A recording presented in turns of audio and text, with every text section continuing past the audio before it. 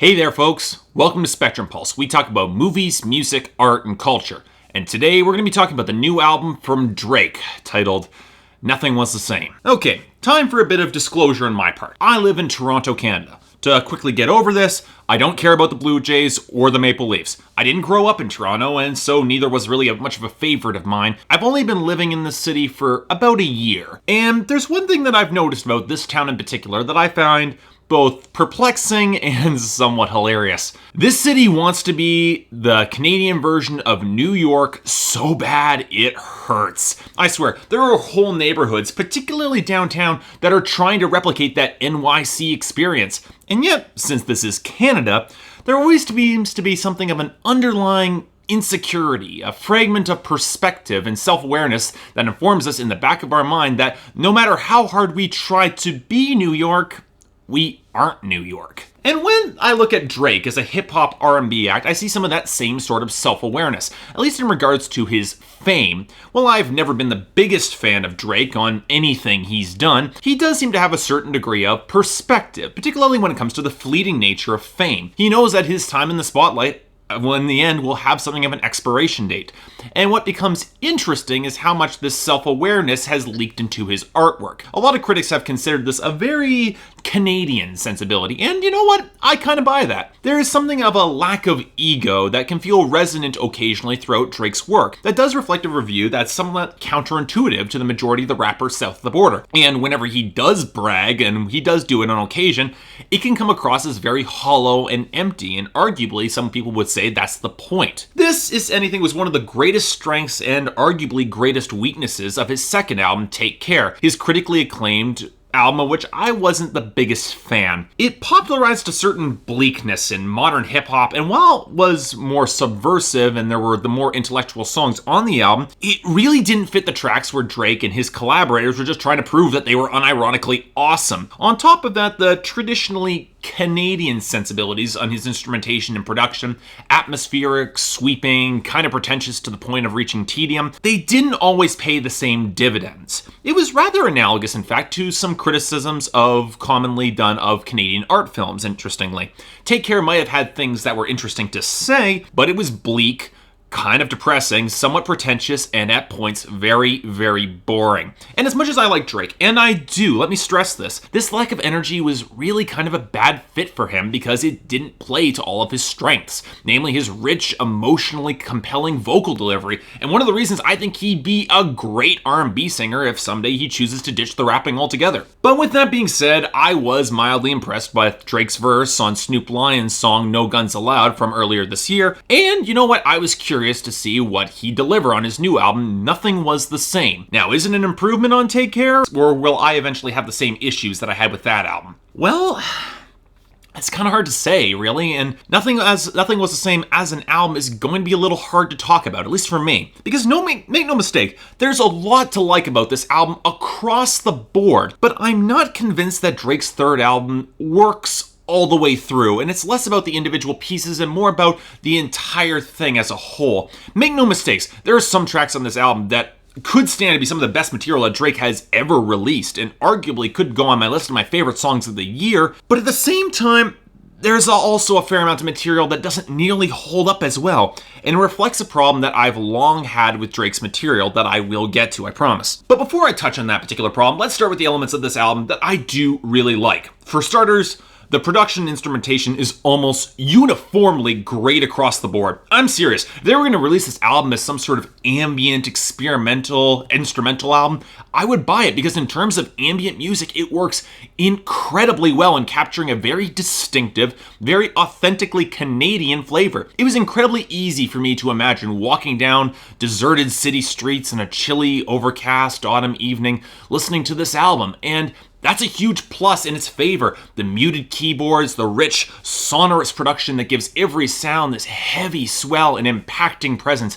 all under a layer of that just feels watery and translucent, as if it's hiding these hidden depths and all these little subtleties. All of it works to create this incredibly dense and very compelling atmosphere for me. And yet, it's minimalist enough to center all of the attention on Drake and his delivery, on the words that he has to say. He's ultimately the center place of the album, and the production does a wonder to support it. This is instrumentation and production at its absolute best for a rap album, drawing the listener into the atmosphere and yet not overwhelming them unintentionally, allowing them to focus all of their attention on the vocalist. It reminded me a lot of James Blake's production on his recent album Overgrown, but while Blake opted for a more organic feel in order to expose his deeper insecurities, Drake's instrumentation is a little bit more synthetic, emphasizing his loneliness and isolation in comparison with his peers and his friends and his family. Many people have drawn the comparison to Kanye West 808s and Heartbreaks, and you know what? I can definitely see that and I can appreciate it. Although, I feel obliged to mention that any inclusion of the chipmunk voice effect is inevitably going to get on my nerves because I bloody hate that sound, and the 3 times that it popped up on this album I found very distinctly annoying. And as I've said before though, Drake does a phenomenal job when he chooses to utilize his singing voice because it complements the atmosphere of his songs so well. Some of the big highlights in this album for me, notably Hold On, We're Going Home, Connect, and Come Through, I think work incredibly well because they match the atmosphere. I've a long time been a fan of Drake's singing voice because it's incredibly expressive and emotionally intense in a way I don't think his rapping has ever really approached. It helps that Drake's melancholy matches the instrumentation so damn well, and it's almost enough to convince me that Drake has actually learned something when taking inspiration from Marvin Gaye's classic album Here My Dear. And I can definitely see elements of that inspiration in songs like Hold On, We're Going Home. Yes, his more R&B style tracks are less lyrically complex on a conceptual level, but when you nail them as well as he does here, I'd argue that more than makes up for it. But of course, for the most part, this is still a rap album, and here's where we have to talk about Drake's rapping. I'll put my cards on the table and say that before stepping into this album, I've never really considered him a great technical rapper. Sure, he's better than most of his peers, but he still gets lazy and occasionally sloppy at points when he shouldn't, and he doesn't particularly modulate his flow well. He tends to get a little bit monotonous in his delivery. He doesn't tend to go up and down in the register very much, not delivering with a lot of inflection or energy. Now, with Nothing Was the Same, I can revise some of my opinion and state that I think Drake can be a great technically skilled rapper when he tries. And on some of the tracks on this album, namely on From Time and his collaboration with Jay-Z, I bought into him as a technically skilled, occasionally very interesting and compelling rapper. Yes, he's bragging, and yes, he's airing his dirty laundry in public regarding his past relationships, but for once the bragging was actually somewhat compelling. For example, on Too Much, his rapping highlights how his friends and his family treat him differently now that he's famous, and that isolation he feels as a result when he just wants to be part of the gang again. You know, that's compelling, that's interesting, and Drake delivers that sort of melancholic reflection very, very well, and it matches his instrumentation too. Yeah, it's depressing as all hell, I'm not to deny that, but you know what? It can work here. However, most of the rapping on this album doesn't nearly have that sort of ambition, and thus we're stuck with big chunks of this album with brag rap after brag rap. And as I've said a number of times before, these sort of raps don't fit well against the hollow, atmospheric instrumentation that seems to put the absolute lie to every single one of Drake's statements. It all makes all the money and wealth and women come across as token and unsatisfying. And look, if he's trying to make that particular statement that fame is not all it's cracked up to me, and it's ultimately letting him feel hollow at the top of the pyramid, I'd be more appreciative of that, but too often just the rapping is shallow, and too shallow to take it at anything but face value. And when you take that sort of rapping at face value, it just doesn't fit very well against the instrumentation, which is clearly implying a very, very different context. It doesn't sound opulent or impressive or something that I would like to aspire to. Like, it just sounds hollow and shallow and not all that attractive, really. And look, Drake, if that was your point, to try and to emphasize how it's not attractive, well, congratulations on that. But it doesn't resonate with me on any level. And look, if his technical rapping skills stayed at the same quality against the shallowness of his subject matter, like how some rappers like T.I. and Ludacris occasionally do, I would be more forgiving with the bragging. It might be shallow, sure, but it'd be worth something. It was well executed. But more often than not, and this leads to it's not, and it just leads me to the big issue I have with this album. Whenever Drake opts for a shallower focus and leans towards the traditional Cash Money Hose anthems common in his genre, his lyrics simplify on a technical level, and he doesn't do enough to make the tracks interesting. It doesn't help matters that more often than he should, his hooks on these songs are actually really quite weak, often hitting the audience over the head with just a few words or a jumbled phrase ad nauseum, and it feels jarringly out of place against his instrumentation, which seems to demand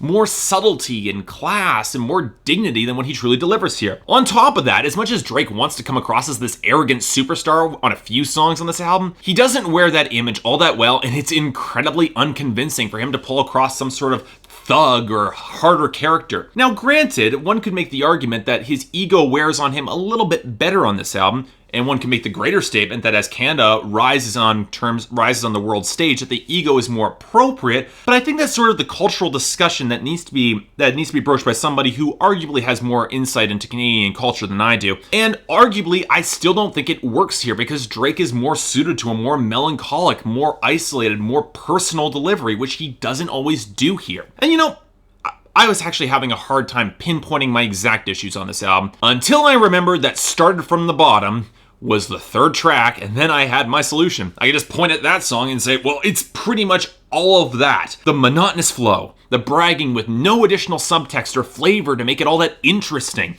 the subject matter completely clashing with the instrumentation, the intent to sound wealthy and opulent and powerful, completely and likely unintentionally undercut by everything else in the song. That song, Started From the Bottom, is just terrible, and it's the nadir of this album, and it represents Drake at his absolute worst. And in a larger scope, the greater problems with this album as a whole. All the attention is on Drake as focused by the instrumentation and the production, and yet he has nothing to say. And what he does say just, well, it's not all that interesting. So, what's my ultimate ruling on Drake's Nothing Was the Same? To be honest, I'm struggling with this one. He has some great highs, some fantastic songs that I really do like, but there are enough lows and serious problems with this album to suggest that the uneven nature of Drake's content isn't going away anytime soon. That's always been one of the characteristic problems with Drake. He might have great highs, he might have great lows, but he's never consistent. And look, I don't know if these bragging songs were required by his label, but it's not a good fit for Drake, particularly with his choice of instrumentation and production. I'll say this to his favor, the guy does have a lot of charisma